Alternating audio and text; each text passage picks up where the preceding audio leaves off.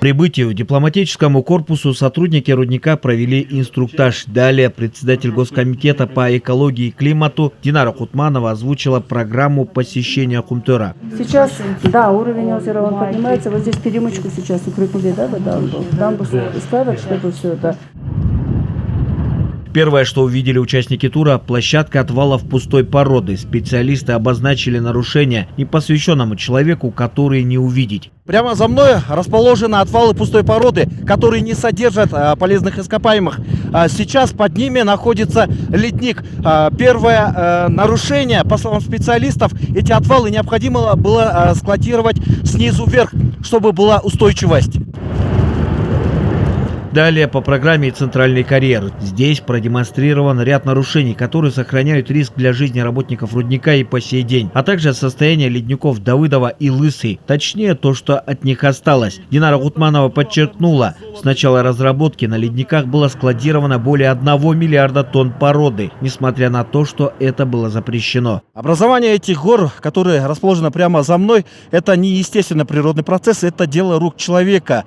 Пустые породы были складированы на леднике Лысый, что противоречит всем экологическим законам и нормам. Именно об этом председатель Госкомиссии по экологии Динара Кутманова рассказала сегодня международным гостям. Увидеть воочию масштабный урон, нанесенный экологии Кыргызстана, а также сохраняющиеся техногенные риски, посол Великобритании получил содержательные ответы на интересующие его вопросы. Это происходило с 5-го года. 95-го. 95-го года. Да. Уже 26 лет. Да. Почему невозможно было прекратить это Прекратили раньше? в 2014 году. В 2014. После того, как АМИК, международная компания, сделала 2 раза аудит. Потому что вот это то, что они складировали на ледники, впервые было установлено в 2012 году, когда была создана временная депутатская комиссия под руководством вот нынешнего президента Садыра Нуркожоевича Джапарова. Тогда он был депутатом, и он возглавил эту комиссию. Мы тогда в первый раз приехали, и я тоже в составе той комиссии, и мы тогда впервые это увидели, и впервые тогда парламенту сказали, что там на ледниках складируется. Впервые тогда парламент не поверил. Назначили повторно государственную комиссию. Они говорили: о нет, не может такого быть. Как это так? Где все были 20 лет, куда смотрели, да? Тогда не 20, тогда 16 лет было. Вот, назначили государственную комиссию. И государственная комиссия уже пригласила компанию АМИК, потому что всем было непонятно, почему вообще, зачем, где логика, зачем складировать на ледниках. Ознакомили дипломатический корпус и с рисками возможного прорыва озера Петрова, что может повлечь за собой размыв дамбы, расположенного ниже хвостохранилища. В этом случае экологическая катастрофа может нависнуть над всем центральноазиатским регионом. Напомним, опасность явилась причиной абсолютного игнорирования руководством Центеры всех обязательств, экологических норм и требований.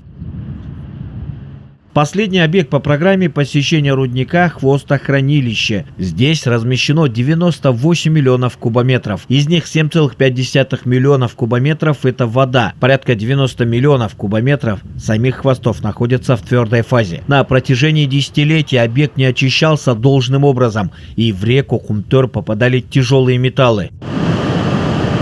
Вопреки сложившейся ситуации, а конкретнее, несмотря на блокировку доступа сотрудников компании к глобальным информационным системам и сервисам руководством Центры Голтинг, в середине мая текущего года местные специалисты смогли наладить производство и продолжить извлечение золота.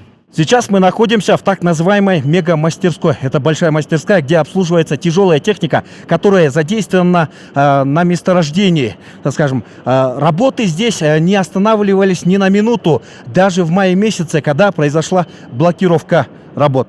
Процесс не останавливался, несмотря на то, что в мае у нас произошла блокировка. Для нас по неизвестным причинам процесс не останавливался ни на минуту. Мы перешли... нам пришлось перейти на ручной режим работы. Практически, допустим, для отдела тяжелой техники мы создали временные рабочие наряды. И по этим временным рабочим нарядам у нас работа шла. Рудник Кумтор работает в плановом режиме. Объем производства золота в 2021 году составит порядка 470-510 тысяч унций или более 15 тонн золота. С начала года произведено золото в количестве 161 тысячи унций. С 1 января по 31 мая текущего года общая производительность рудника Кумтор составила 84 миллиона тонн горной породы. Из них добыто золотосодержащей руды 1 миллион 789 тысяч тонн. По словам временного внешнего управляющего Тенгиза Бельтурюка, компания будет придерживаться достигнутого. За май месяц мы выпустили продукции на 82,2 миллиона долларов. Из них себестоимость заняла примерно 42 миллиона долларов. Это себестоимость продукции.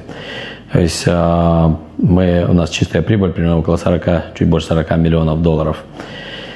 Это нам позволило рассчитаться с долгами за апрель-май месяц, как с подрядчиками, так и с поставщиками. Это позволило нам рассчитаться с заработной платой, один из основных и критических моментов, из-за которого работники Кумтора сильно переживали. Вот. Но мы сейчас все это восстановилась, несмотря на то, что у нас компьютерные системы были отключены. Бельтурюк Тенгиз прибыл здесь, и наш президент Садыр Жапаров тоже был здесь. Сказали, что работали, никаких сокращений, никаких зарплаты, отрезания зарплаты, что не будет, сказали. Все будет сейчас, в данный момент нормальную зарплату получаем. Новое временное руководство Кумтора в рамках продолжения извлечения золота намерено снизить негативное влияние операционной деятельности рудника на окружающую среду. Наша стратегия перейти на более экологически чистый метод добычи, не трогая ледники, это подземная добыча. Вот. Даже то, что у нас есть оксидные и прочее, это мы тоже будем аккуратно все свозить вниз и аккуратно перерабатывать оксидные руды. Как мы обещали членам Государственной комиссии и правительству, мы разрабатываем мероприятия по переводу, то есть по очистке сбрасываемых вод, шахтных вод с карьера, чтобы их перечистить и использовать для нужд обогатительной фабрики.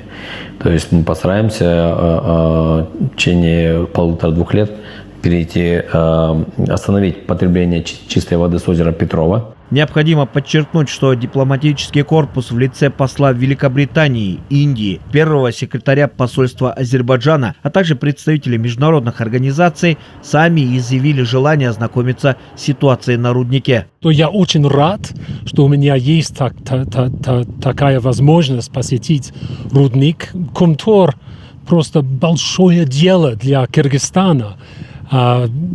Рудник делает огромный вклад в экономику страны. И как мы все видели сегодня, рудник очень комплексная операция. И я очень рад, что у меня возможность немного побольше понимать о нее.